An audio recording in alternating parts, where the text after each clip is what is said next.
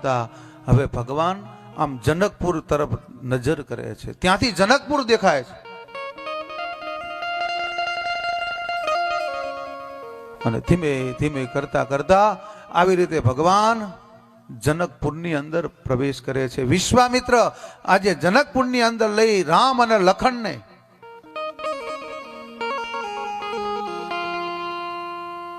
ત્યાં જાય છે.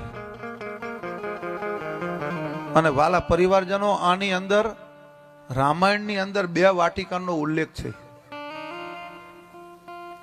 એક જનક રાજાની પુષ્પ વાટિકા અને રાવણની અશોક વાટિકા. હવે આ બેના કેન્દ્રમાં સીતાજી જ છે,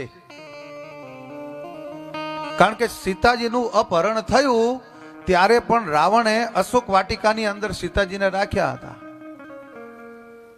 અને આઈકન રામનું સીતા સાથે જે જોડાણ થવાનું છે એની અંદર કેન્દ્રમાં પુષ્પ વાટિકા છે.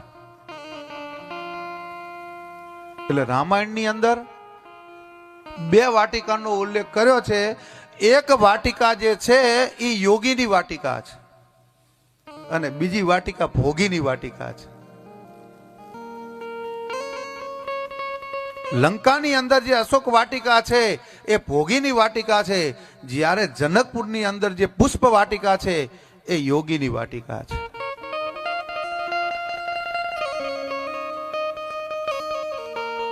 અને ધીમે ધીમે પરમાત્મા જનક રાજાની જે પુષ્પ વાટિકા છે એની અંદર પ્રવેશ કર્યો છે.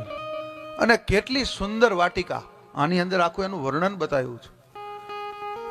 એ વાટિકાની અંદર સરસ મજાના કલરના સુંદર પુષ્પો ખીલ્યા છે. અને ઈ વાટિકાની અંદર મધ્યની અંદર એક માં ભવાની જગદંબા માં પાર્વતીનું મંદિર છે.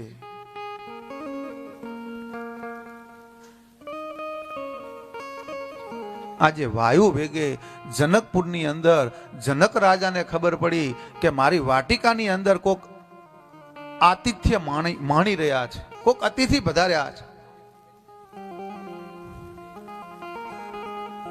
આજે વાયુ વેગે ખબર પડતા આજે જનક રાજા એ પુષ્પ વાટિકામાં જાય છે, વિશ્વામિત્રને જોવે છે. કારણ કે જનકપુર તો કેવી વાટિકા હતી? વેદાંતિઓની વાટિકા હતી. એ જનકપુરની અંદર તમે કોઈ એક એવું ઘર ના હોય કે જ્યાં તમને રાવણ મળે. જે ઘર તમે જાઓ ને ત્યાં બધા સંતો, મહંતો, ભક્તો. એવી જો કોઈ નગરી હોય તો એ જનકપુર છે. અને જ્યાં વિશ્વામિત્રને જોયા એટલે જનક રાજા આજે અમને ચરણનો સ્પર્શ કરીને વંદન કરે છે અને પૂછે છે કે આપણે આવવાનું કારણ. એટલે વિશ્વામિત્ર જનક રાજાને કહે છે કે અમારે આવી તકલીફો પડતી હતી, યજ્ઞો થતા હતા અને અમને ખબર પડી કે હવે ભગવાન અવતરી ચૂક્યા છે, એટલે અમે આ રીતે આયોજન સાથે આટલા સુધી પહોંચ્યા છે. એટલે જનક રાજાએ વિશ્વામિત્રની સાથે રામ અને લખનના પણ દર્શન કર્યા.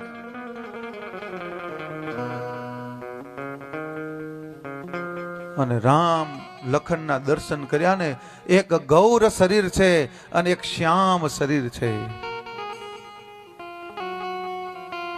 અને વિશ્વામિત્ર બંને ભાઈઓનો પરિચય આપે છે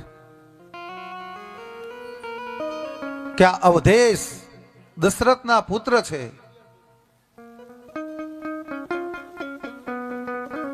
આનું નામ રામ છે અને આનું નામ લખન છે. વગેરે વગેરે અવધપુરીનો પરિચય આપી અને જનક રાજાને કહે છે કે આવી રીતે મારી સેવા કરવા માટે હું આ બે કુમારને લઈને આવ્યો છું. અને જ્યાં રામ અને જનક એકબીજાની સામે જોવે છે અને જનક રાજા મનમાં વિચાર કરે કે આ કુમારને જોતા મને એવું લાગે છે કે હવે આના ગુરુ તો વિશ્વામિત્ર છે, એટલે મારે ગુરુ તો એનું બનાય નહીં.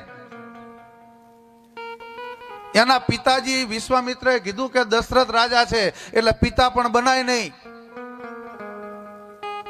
પણ મારે આની સાથે ગમે એમ કરી અને જનક રાજા કે સંબંધ તો મારે બાંધવો જ છે, એટલે હવે એક કામ કરું, આમે મારે દીકરીઓ છે આને હું જમાઈ જ ન બનાવી લઉં. મનમાં આજે જનક રાજાને ભગવાન રામ પ્રત્યે ગાઢ પ્રેમ થયો છે, અને જનક રાજાએ મનની અંદર ભગવાનને સમાવી લીધા છે.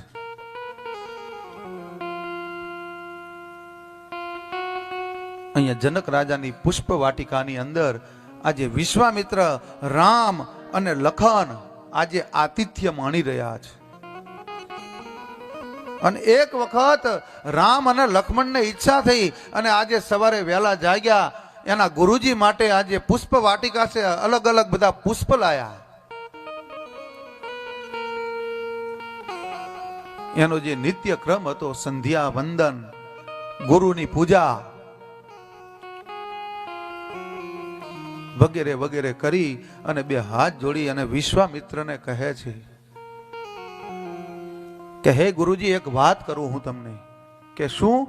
કે આપણે જ્યાં અહીંયા અત્યારે અતિથિ સ્વરૂપે બેઠા છીએ તો અમારે હવે એક ઈચ્છા થઈ છે. કે શું? કે આ જે ધામ દેખાય ને જનકપુર, એ અમારે જોવું છે, પણ અમે તમારી આજ્ઞા વગર એક પગલું આગળ ક્યારે વધ્યા નથી, અને જો તમે આજ્ઞા આપો તો અમે જનકપુર જોવા માટે જઈએ.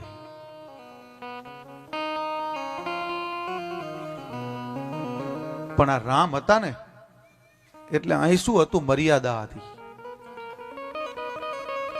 બોલો કનૈયો હોય તો એને બધો સમજાવવો પડે કેટલોય.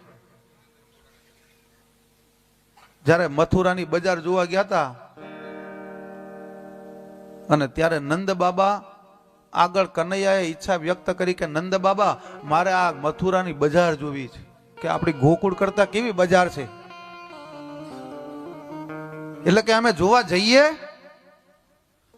તો કે જાઓ ખરા, પણ અહીંયા જઈને કોઈ જાતનું તોફાન નહીં કરવાનું, કારણ કે કનૈયાને હાચવવો પડે. રામમાં મર્યાદા આવે અને કનૈયાનું કઈ નક્કી નહીં.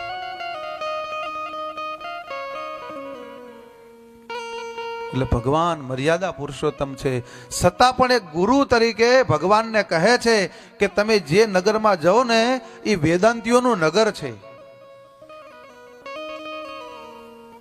જોકે આપ તો મર્યાદા વાળા છો, આપને ન કહેવાનું હોય, પણ છતાંય તમે બધું જોઈ વિચારી અને આ નગરીના તમે દર્શન કરજો. અને જનક રાજાએ જ્યારથી રામ અને લખનને જોયા અને વાયુ વેગે જનકપુરના લોકોને ખબર પડી કે બે કુમારો આપણા ગામની અંદર આવ્યા છે, અને આખું ગામ આજે કુમાર તરફ આકર્ષાય છે. ખેંચાણ, એક પ્રકારનું ખેંચાણ થાય છે. અને એમાં આજે જનકપુર નગરીની અંદર આ જનકપુર નગરને જોવા માટે આજે રામ અને લખન ફરે છે. અને ત્યારે એ જનકપુરના લોકો આજે ટોળે ટોળા આ કુમારોને જોવા માટે રસ્તામાં ઉમટી પડ્યા છે. અને આ રામચરિત માનસ બતાવે કે જે જનકપુરની સ્ત્રીઓ હતી એ તો ઝરૂખાઓમાંથી ભગવાનને નિહાળી રહી છે.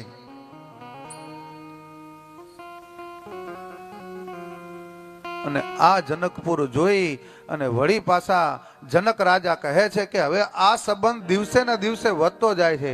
એટલે જનક રાજા વિશ્વામિત્રને કહે છે કે એક કામ કરો,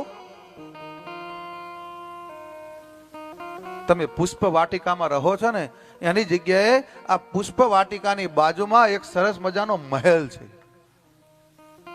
ત્યાં તમે રોકાઈ જાઓ.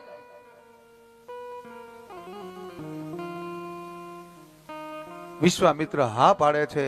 ત્યાં પુષ્પ વાટિકાની બાજુમાં એક મહેલ છે, ત્યાં રામ, લખન અને વિશ્વામિત્ર રોકાયા છે.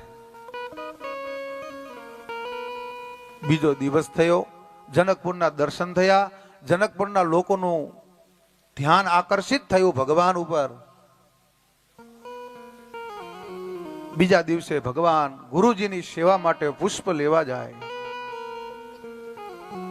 અને બન્યું એવું કે આજે સખીઓને લઈને સીતાજી માં જગદંબા આજે માં ભવાનીની પૂજા કરવા માટે આવે છે.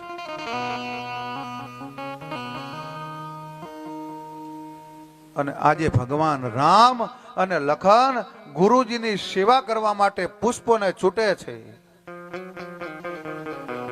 અને ત્યાં જ એ જે સીતાજીની સખીઓ હતી એને ભગવાન રામના દર્શન કર્યા અને એ દર્શનને જોતા જ આજે સખીઓ સીતાજીને કહેવા લાગી કે હે સીતે, હે સીતે, પેલો કુમાર તો તું જો, એક ગોર છે ને એક શ્યામ છે. આપણા મનને હરી લે ને એવું તો એનું મુખડું છે. અને હે વાલા પરિવારજનો, ત્યારથી માંડી હું તો એવું કહું છું કે રામ અને સીતાની દ્રષ્ટિ જ્યાં સામે સામે પડી એટલે મનોમન હું એવું કહું છું કે લગ્ન ગ્રંથિથી જોડાઈ ગયા. જય હો.